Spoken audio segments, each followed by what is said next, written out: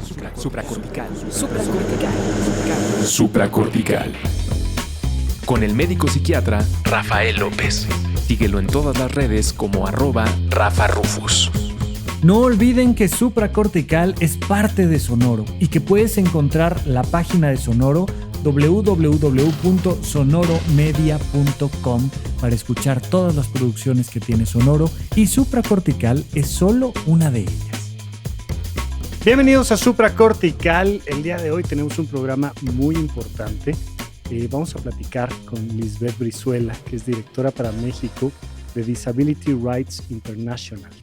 Bienvenida, Liz, ¿cómo estás? Hola, ¿qué tal, Rafa? ¿Cómo estás? Saludo para ti y para todo tu público. Muchísimas gracias. Hoy aquí estoy acomodándome de inicio, pero mira, vamos a arrancar este programa desde una perspectiva que quiero comentar de inicio contigo, porque desde el inicio, llevamos desde 2016, que es el tiempo que llevas tú colaborando con Disability, nosotros llevamos desde 2016 con este podcast.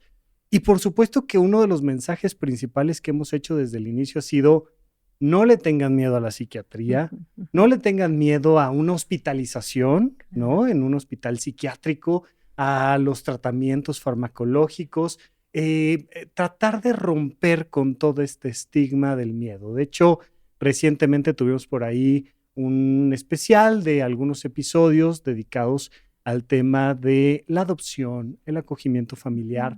Y por supuesto que siempre que hacemos una conversación de esta, tenemos que darle un ángulo en particular. Y el ángulo que hemos buscado darle siempre ha sido un ángulo positivo.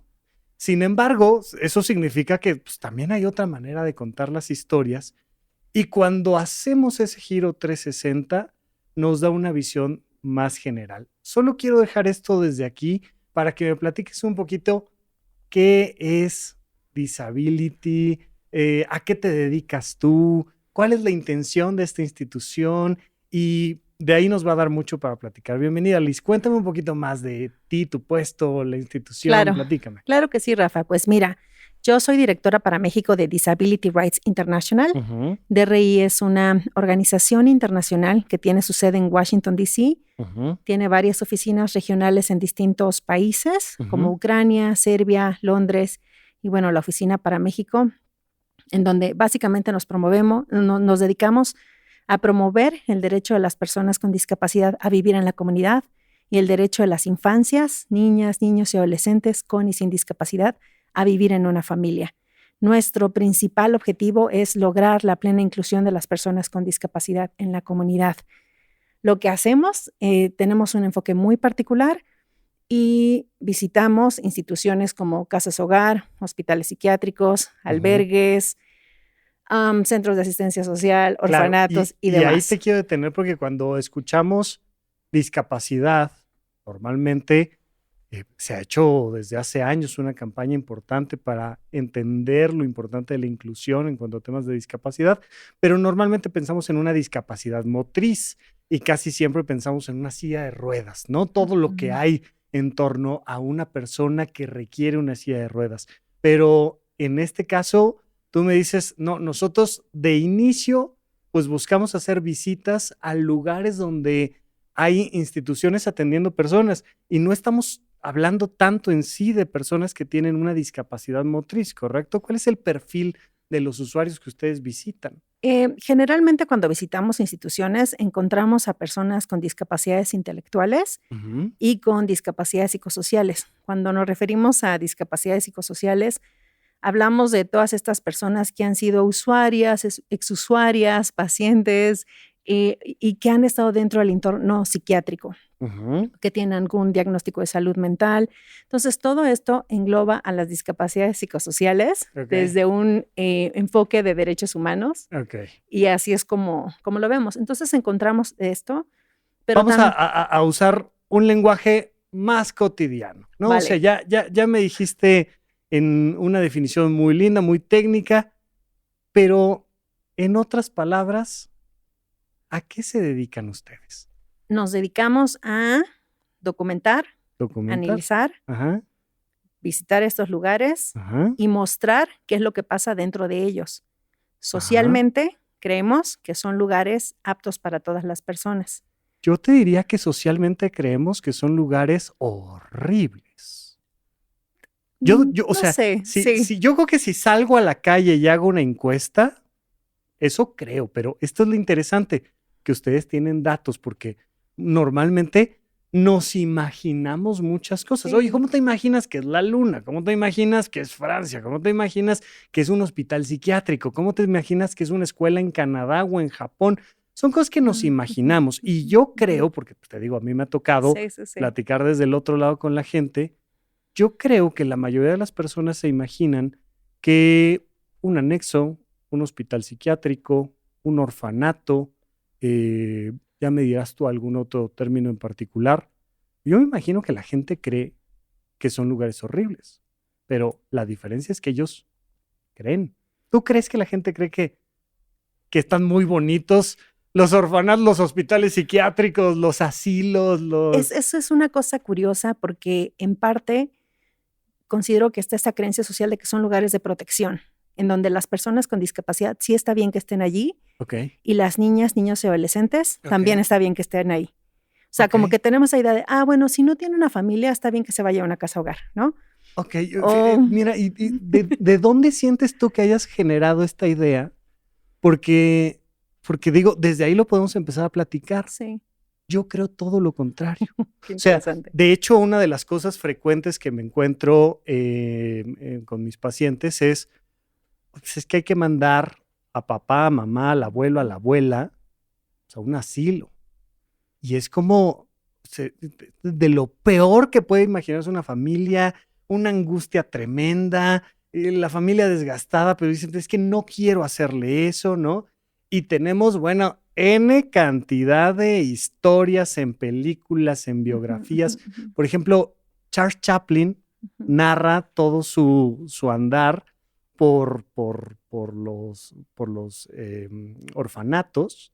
Su mamá, no sé si conozcas la historia, No. pero Chaplin tenía un hermano y a su mamá. Su papá era alcohólico, los abandona muy pronto, y a la edad de 12 años, a Hannah, la mamá de Chaplin, la internan en un hospital psiquiátrico y pues te cuenta toda esta historia de que un día pues, la gente en torno, oigan, pues es que la señora está loca, no sé qué, tal, y llegan y la amarran, y entonces esta escena desgarradora donde están separando a Charles de su mamá, que luego él reproduce en la película de The Kid, con esta cosa de que le van a robar al niño y meten a la mamá en un psiquiátrico y a él lo meten, por supuesto,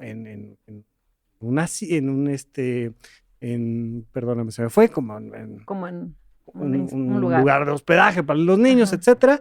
Y entonces ahí, pues que el tema de los piojos, que el tema de la violencia, que el tema de... Y yo al menos como en mi cabeza te diría, bueno, pues que si tenemos Gambito de Dama o que si tenemos desde Papacito Piernas Largas o sea, todas estas historias donde sí da esta sensación de que son lugares feos. Pero me interesa saber tú cómo empezaste esta historia de decir, bueno, mira, la gente cree que es un buen lugar, que es un lugar donde se les va a cuidar, donde se les va a atender, donde van a tener todo lo necesario.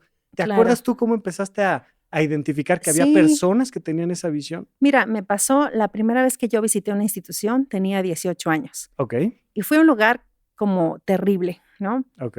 Donde, haz de cuenta, había un pasillo largo con camas a los lados, había personas, creo que eran hombres todos, y la enfermera te iba diciendo, este tiene autismo, este tiene esquizofrenia, este tiene no sé qué.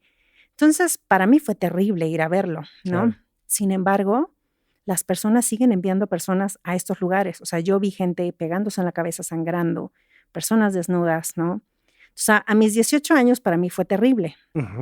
Pero yo no sabía qué era lo terrible de todo esto. O sea, no lograba como integrar la información para saber qué es lo terrible de todo esto. Y esto se hace también porque la gente sigue viviendo en estos lugares. En México tenemos 119,000 personas institucionalizadas. A ver. 119,000 personas institucionalizadas. En casas hogar, hospitales psiquiátricos, albergues, instituciones para niños, instituciones migrantes, según las cifras del INEGI. Sin embargo, consideramos que el número puede ser mayor.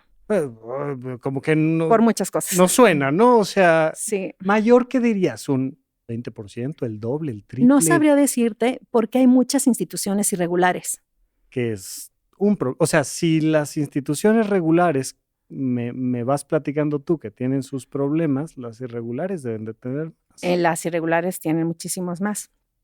Entonces, bajo este mundo de la irregularidad, pues también no sabemos cuántas personas hay. Y de estas 119,000 que menciona el censo del INEGI, por ejemplo, no sabemos en realidad cuántas tienen discapacidad. Por ejemplo, cuántas personas migrantes en albergues para migrantes hay con discapacidad, cuántos niños, niñas y adolescentes con discapacidad hay viviendo dentro de los centros de asistencia social. O sea, el universo es gigante. Pasa diferente en otros países. En muchos otros países están reduciendo la institucionalización. ¿Cómo en cuáles? Estados Unidos, por ejemplo, no tiene orfanatos, tiene el foster care, que es este sistema como de acogimiento familiar. Otros países de primer mundo tampoco tienen estas casas hogar para niñas, niños y adolescentes y tienen servicios de foster care. Sin embargo, países como México y otros países en Latinoamérica siguen invirtiendo en estos lugares para niñas, niños y adolescentes, ¿no? Por ejemplo, en el caso de niñez, en el caso de personas adultas con discapacidad, recientemente la Ley General de Salud, hubo una reforma y hablaba de ya no construir instituciones, como asilares, tipo estos grandes hospitales psiquiátricos. Tenemos hoy en día un gran hospital psiquiátrico donde la gente permanezca mucho tiempo. Sí, en claro. México. Por ejemplo, en Puebla está el Batán, Hospital Psiquiátrico Rafael Serrano, tiene más de 200 personas. La última vez que yo fui era en 2019 y logré encontrar gente que todavía estaba ahí de la Castañeda. Samuel Ramírez, Ciudad de México. Sí. También, décadas. Juan N. Navarro tiene un área especial, décadas de personas. Ok. Juan N. Navarro no tiene cientos de personas. No, pero tiene un área especial para personas adultas estancia. con discapacidad. Entonces hay personas que pasan ahí toda su vida por el hecho de tener una discapacidad. Lo que hemos encontrado es que hay dos factores principales para que las personas permanezcan de por vida en estos lugares. Uno es la pobreza y la otra es la discapacidad. No tenemos opciones o alternativas comunitarias para atender la salud mental. O sea, tú no vas a tu clínica y te dices, oye, necesito cierta atención y te dan la atención.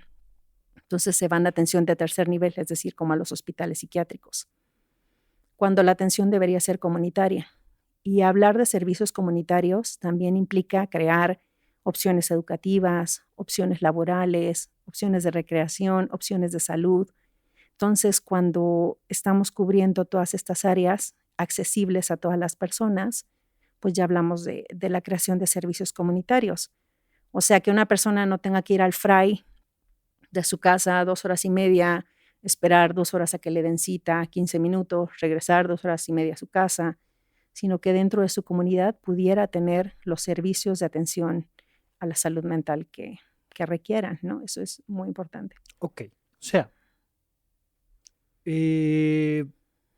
tú lo que me estás diciendo es que esta brecha económica que tenemos directamente está relacionada con la mala atención que tenemos en términos de salud mental.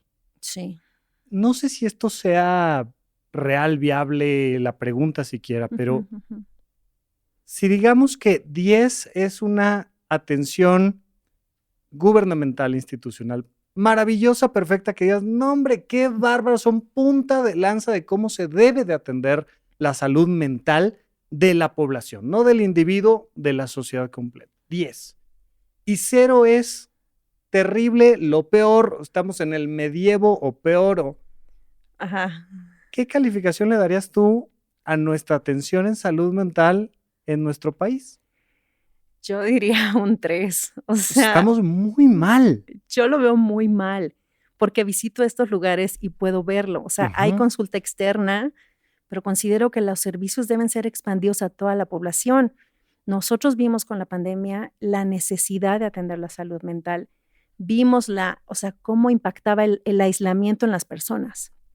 Entonces sería muy importante que el gobierno realmente invirtiera en salud mental comunitaria.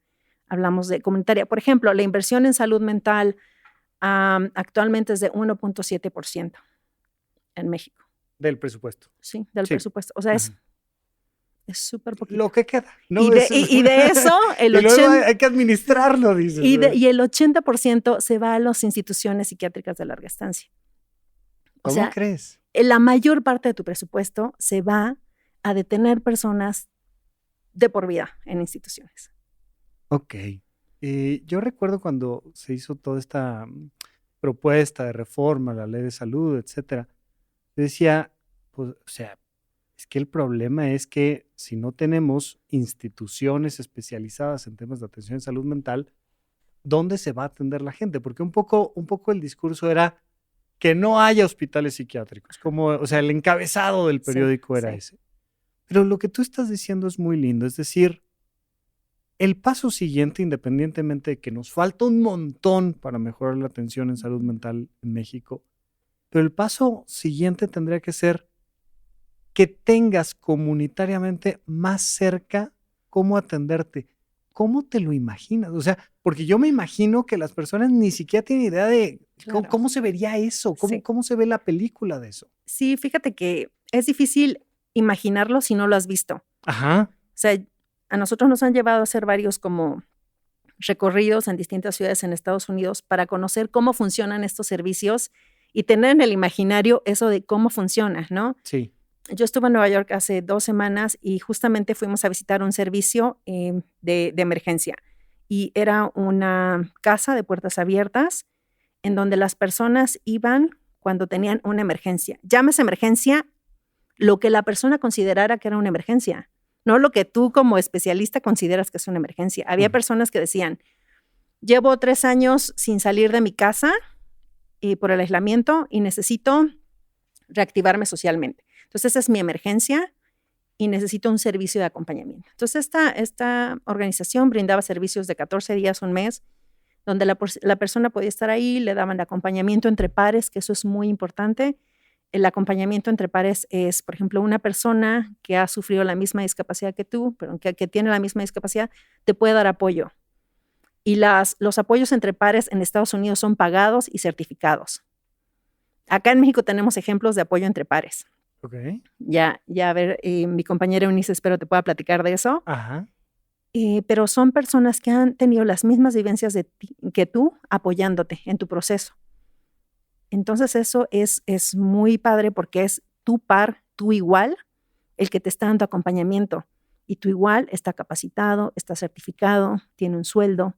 Ese es su trabajo. O sea, es una especie de servicio social, es decir, no soy un médico, un psiquiatra que te va a recetar algo, sino soy alguien que sabe por lo que estás pasando, pero que sí tengo este respaldo gubernamental que me forma, que me apoya, que me paga.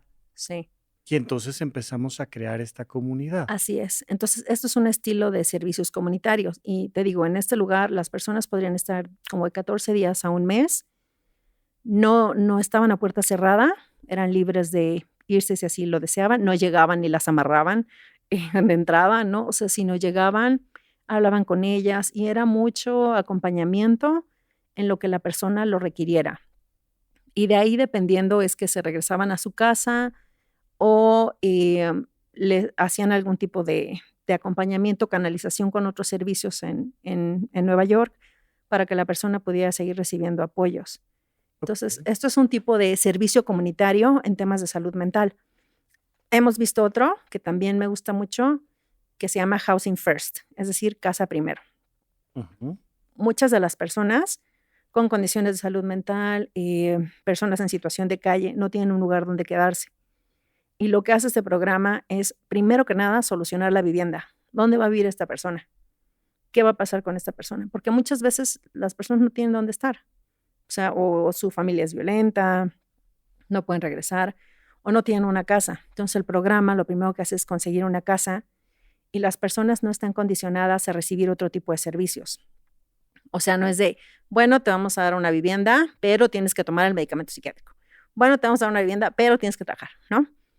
Consigan la casa y posteriormente, el tener una casa te da cierta seguridad personal. Y posteriormente las personas comienzan a solicitar otros servicios de, oye, ya quiero acompañamiento terapéutico, ¿no? Fíjate que ya quiero conseguir un trabajo, pero lo primero tiene que estar cubierto, tener un techo. Entonces, estos son servicios comunitarios que, pues, que bien podrían aplicarse en México. O sea, no, lo que estamos diciendo es redirecciona tu presupuesto. Eso es, y entiendo que DRI busca un poco hacer ese llamado, ¿no? Como levantar la voz, y lo que tú me dices es, no sigamos construyendo, vamos a llamarle, esto lo digo yo, no lo dices tú, no lo dice DRI, pero no sigamos construyendo cárceles para personas que tienen una discapacidad social, cognitiva, emocional, etcétera, ¿no? Creemos comunidades. Vamos a sembrar con el presupuesto una comunidad. A ver, ayúdame un poquito para ir contrastando, porque me avientas esta cifra de decir, pues estamos bastante mal en México en todo lo que nos falta por crecer en cuanto a temas de salud mental, pero en contraste a esta comunidad donde se piensa que primero debes de tener una vivienda, que tienes personas que son tus pares, que te acompañan y que están apoyadas por el gobierno, y que tienes una institución de puertas abiertas. En contraste, en México tenemos, échame un ejemplo serio. Si me quieres decir el nombre del lugar, si no, no pasa nada, pero que me digas, a ver, algo frecuente es esto. Y una de las cosas que te voy a preguntar, porque me lo dijiste fuera de micrófonos, el riesgo a la salud física, a la vida de las personas. Pero, ¿qué son esas cosas que dirías, bueno, cualquiera que nomás se asome aquí se va a dar cuenta que esto no está bien? ¿Porque qué? Mira, porque hay sujeciones físicas, es decir, que amarran a las personas por largos periodos de tiempo. Los amarran por largos periodos de tiempo.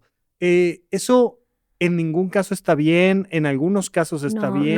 No está, se considera trato cruel, inhumano, degradante o tortura, dependiendo la severidad, la intención. O sea, son muchos factores, la duración, pero de entrada, si es una persona con discapacidad psicosocial, se considera un trato inhumano, degradante. ¿Se vale tener esta sujeción en alguien que está poniendo en riesgo su salud, la de los demás, durante algún tiempo, o no? ¿O cómo se debería de tratar cuando tienes un hombre de 2 metros, enorme, que está aventando cosas en el lugar?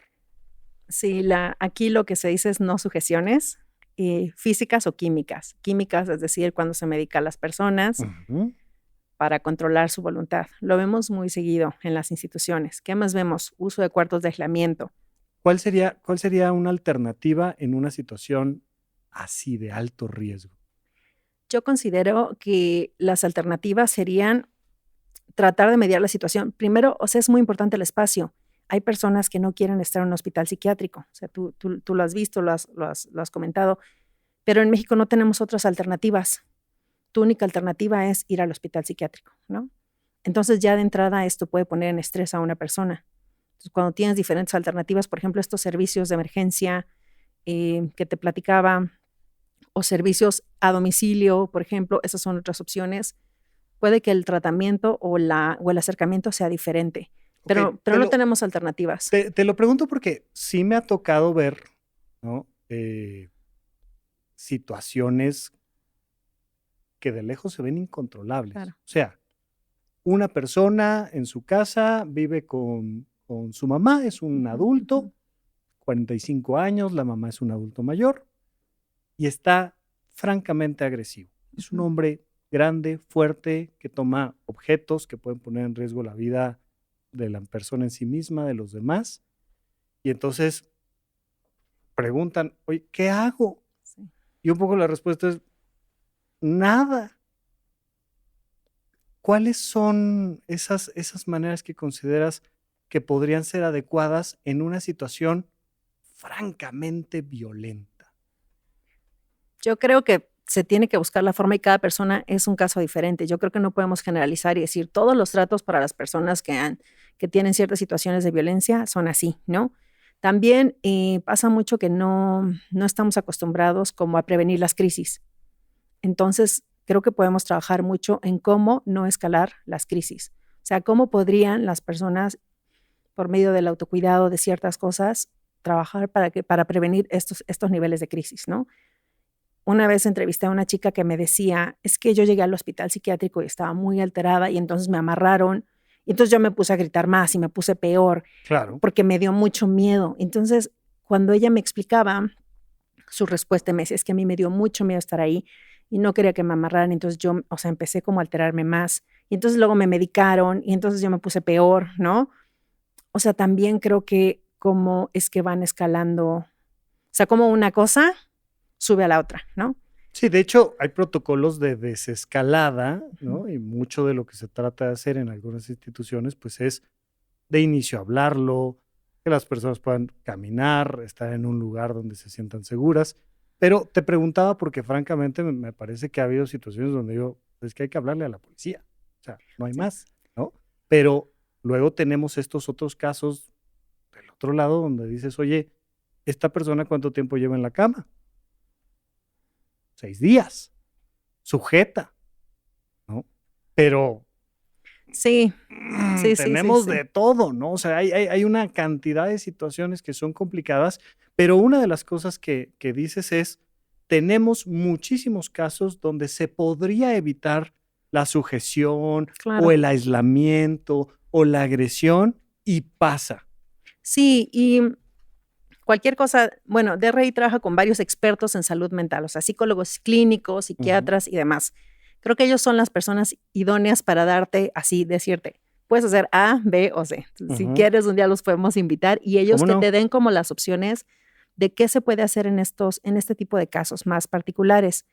Pero sí hay opciones. El punto es que no las conocemos y que no las hemos visto. Entonces, cuando no las ves o cuando no sabes que existen, siempre piensas que la opción es pues que amarrar a una persona o encerrarla o medicarla, porque no tenemos alternativas, ¿no? Entonces, si el sistema de salud también nos diera otras opciones, pues no habría necesidad de escalar estos casos, ¿no? Me comentaste, decía yo, están estas sujeciones físicas, pero también el uso de medicamentos, que es una sujeción medicamentosa, sí, y que se llega a utilizar de manera excesiva.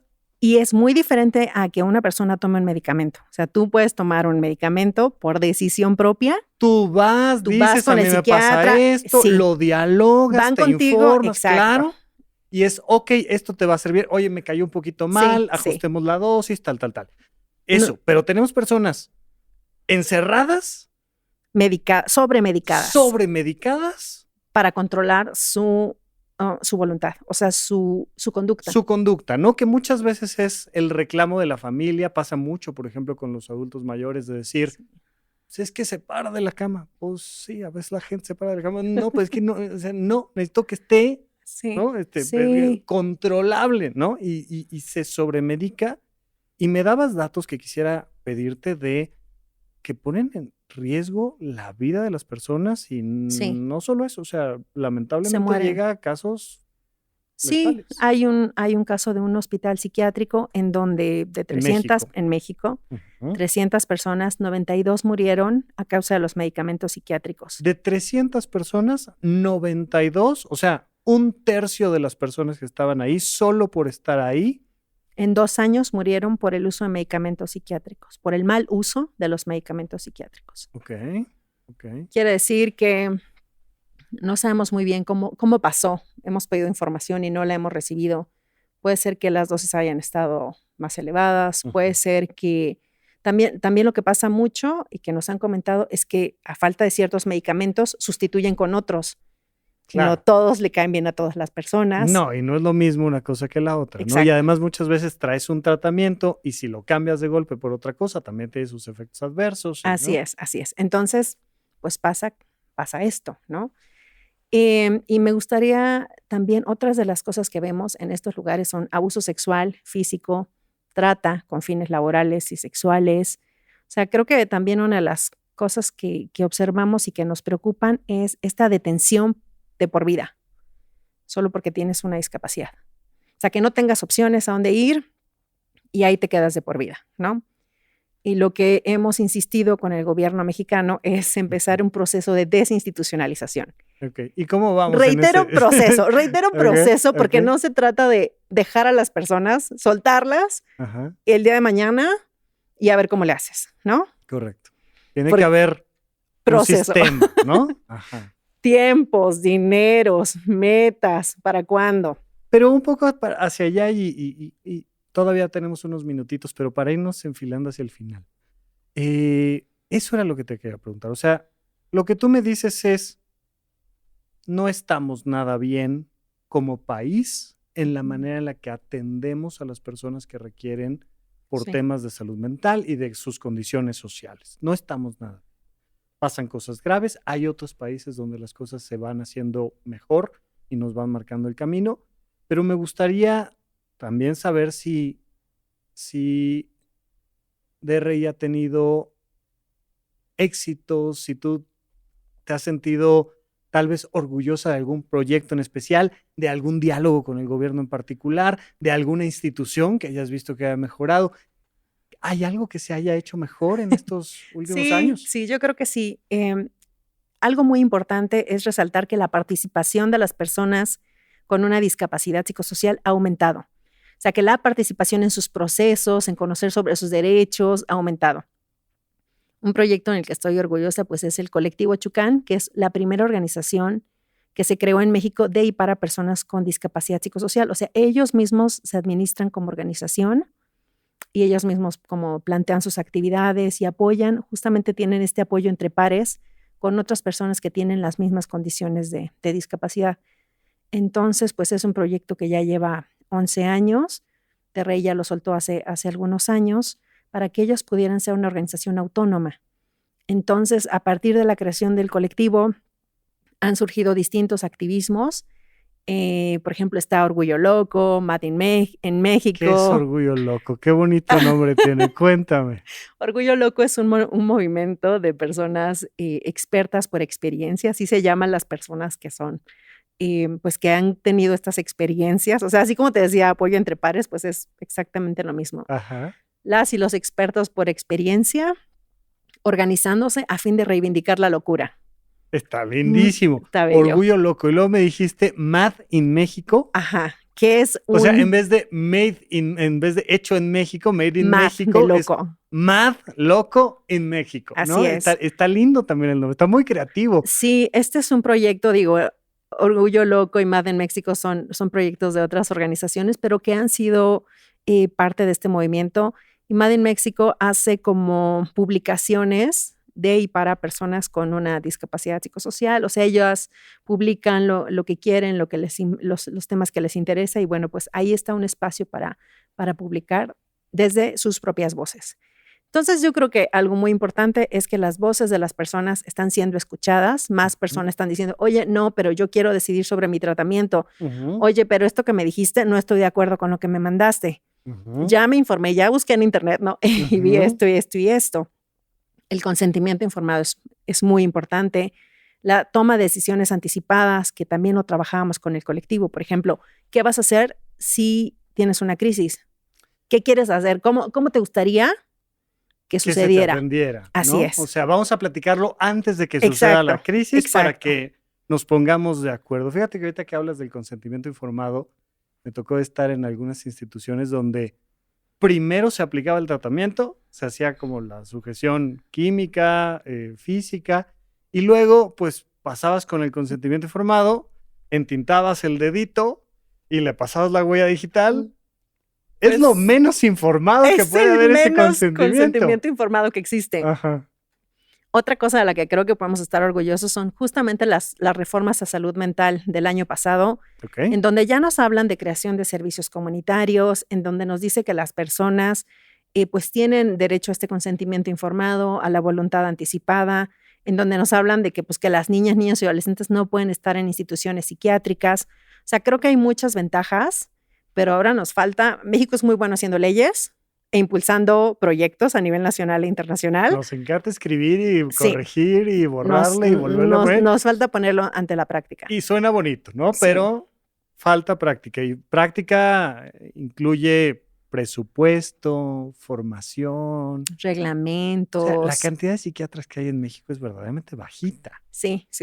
¿No? O sea, números más, números menos, pero realmente somos muy pocos los profesionales dedicados a la salud mental y ciertamente hay una cosa de que es una atención cara, elitista, o sea, lo que decías, la pobreza que está relacionada muchísimo a estos problemas en la atención a la salud mental.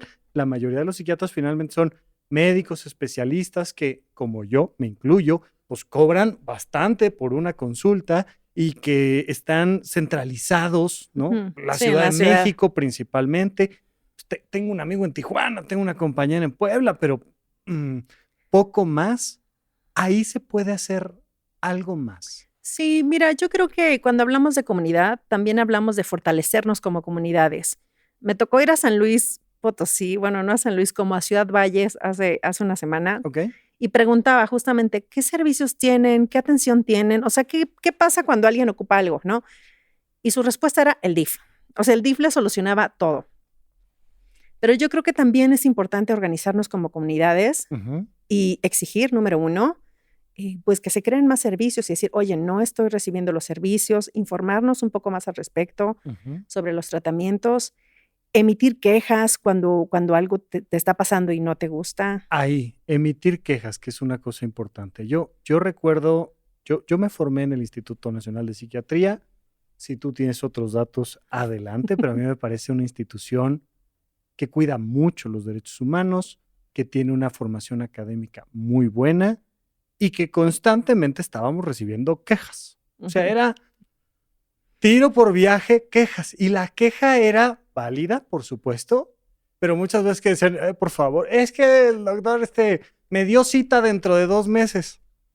Pues, ¿qué hago? La gente está saturada. Tengo 30 minutos para atenderte. Uno de los problemas que teníamos en la consulta externa.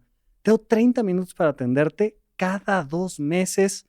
Y si por mis propios derechos humanos me tocan vacaciones, pues te veo en 2 meses y 15 días. Y entonces llegaban las quejas. Pero algo que me parecía que los directivos, las directivas, sobre todo la mayoría de ellas eran mujeres, era que sí fomentaban a los usuarios el poner la queja. Sí. Oye, sí, es un problema y a nadie le gusta recibir quejas y nosotros vamos a tener que contestarlas por escrito y está el órgano interno de control y tal, pero de repente cuando queremos poner una queja es cuando estamos en medio del problema y cuando el problema ya se resolvió, ya nos da igual y ya no pusimos la queja. Sí. Poner las quejas y dar seguimiento por escrito y darle seguimiento es importante, ¿no? Claro que es importante, porque si no, no vamos generando un registro de lo que realmente está pasando en México. O sea, tú vía transparencia preguntas, ¿cuántas quejas hay? ¿Cuántas personas han sido esterilizadas en contra de su voluntad? Y nadie te da datos porque no hay quejas. Ninguna. Porque nadie. Entonces, es muy importante pues levantar una queja para tener un precedente de lo que está pasando y darle seguimiento. Eso sí, invitaría a tu público, darle seguimiento, levantar las quejas, o sea, quejarse. Es muy importante saber. Hacer comunidad. Buscar nosotros mismos cómo atendernos. Con nuestra familia, con nuestra colonia, con nuestras escuelas, con nuestro trabajo. Crear comunidad es trabajo de todas las personas. Hablar antes de que sucedan las crisis. Sí, hablar antes. Poner las quejas y darle seguimiento. Consentimiento informado. Sí, informarse, por tanto. Claro, ¿no? claro. Es muy importante todo esto que dices. ¿Hay instituciones que sientas que van bien en México? ¿Instituciones grandes, medianas, pequeñas? Mira, hemos buscado muchísimos proyectos a ver si alguno nos gusta en torno a la atención comunitaria y no hemos encontrado uno que realmente consideremos va a la lanza, ¿no? Hemos ido a algunas instituciones psiquiátricas que nos dicen, ya recibimos el premio tal, tal y tal, y sin embargo vemos cuartos de aislamiento para niños, ¿no? Okay. Entonces, la verdad es que todavía creo que nos falta mucho y diría, atención comunitaria. O sea, yo insisto, este proyecto del podcast siempre tuvo este espíritu de invitar a la gente a finalmente así atenderse, ¿no? A poner la queja, atenderse. Claro. Yo insisto, yo estuve 4 años en el Instituto Nacional de Psiquiatría y veo una mejoría constante, aunque sin embargo, pues Por lo mismo, era evidente que había cosas que mejorar en muchas Claro. áreas y entre otras, la saturación que tenemos y de gente que viene de otros estados a su consulta. O sea, Claro. yo tenía pacientes que venían de Oaxaca para su consulta bimestral y pues si ellos hacían el esfuerzo y lo lograban y llegaban, significaba que había muchos otros que no iban a llegar, ¿no? Y esto es por la falta de servicios, porque Sí. no tienes servicios en tu estado. No, O sea, no hay nada. ¿no? Y por supuesto que algunos lo buscaban y era de, oye, me sale peor, me cambian el tratamiento, me atienden mal, me agreden, prefiero venir a la Ciudad de México y la atención no es perfecta, pero pues sí es mejor que lo que encuentro en la comunidad y creo que es una parte que nos falta seguir mejorando, pero por supuesto la invitación que hago es eso, ¿no? Tratemos de entender qué le Sí. toca a quien nos está escuchando. Claro. Pero también hacer un llamado a instituciones públicas y privadas, así como me dabas algunos síntesis de acciones concretas. ¿Qué le toca a las instituciones públicas y privadas que digas, oigan, no se les olvide, por favor? les encargo"? Desinstitucionalizar, primero que nada. O sea, Sí. cambiar el modelo de atención, Ujú. que las personas no estén ahí permanentemente. Eso creo que es lo primero que les toca, porque hay financiamiento para esto. Hay instituciones que reciben por persona dinero, ¿no? O sea, ¿cuántos tienes hospitalizados durante cuánto tiempo? Y yo te pago el ¿Cuánto te presupuesto. costaría crear servicios en la comunidad? O sea, redireccionar Ujú. el dinero para que las personas puedan vivir afuera y no en entornos segregados. Entonces, Ujú. eso les toca, eso es un compromiso, porque está ante estándares internacionales, México lo firmó. Ahora, ¿cuál es el otro compromiso del gobierno? Supervisar y evaluar que esto que ya firmó, que ya dijo, que la Convención sobre los Derechos de las Personas con Discapacidad, que la Ley General de Salud se lleva a la práctica. O sea, ¿cómo hacemos para que todo se aplique? Creo que eso también es es un pendiente del gobierno. Muchísimas gracias, Lisbeth Brizuela, directora para México de Disability Rights International. Algo más, la gente si se quiere acercar a ti, apoyar a DRI, acercarse a estas instituciones, invítamelos a algo. ¿Cuál Sí, es claro, el pues paso nuestras redes siguiente? sociales Sí. pueden encontrarnos en Facebook o en Twitter como DRI.México. También pueden escribirme a mi correo electrónico lbrizuela@driadvocacy.org. Está un poco complicado, igual y se los puedo mandar. Ajá. Pero estamos abiertos a conocerles, a platicar. Ahorita estoy recabando testimonios de personas que han estado en instituciones de 2020 para acá. Entonces, si gustan también compartirme su experiencia, pues estaría encantada de escucharles. Muchísimas gracias, Rafa. No, hombre, al contrario, de verdad, es un gusto porque al final, con un ángulo o con otro, todos estamos buscando verdaderamente Claro. que tengamos una buena atención en salud mental, que las personas sean felices, estén integradas en comunidad, tomen sus decisiones, se sientan libres y creo que DRI está haciendo un gran trabajo y Liz, mil gracias por venir, de verdad. Muchas gracias y por acá seguimos platicando. Muchísimas gracias, Rafa. Nos vemos. Gracias por escuchar Supracortical. En verdad me interesa muchísimo conocer tu opinión sobre este episodio o cualquier otro que quieras platicarme. Puedes encontrarme como @RafaRufus en Twitter, en Facebook y en Instagram. Quiero darte las gracias por escuchar Supracortical y sobre todo por suscribirte y seguirme donde sea que estés escuchando este programa y así te puedes enterar todo el tiempo de nuestros próximos estrenos.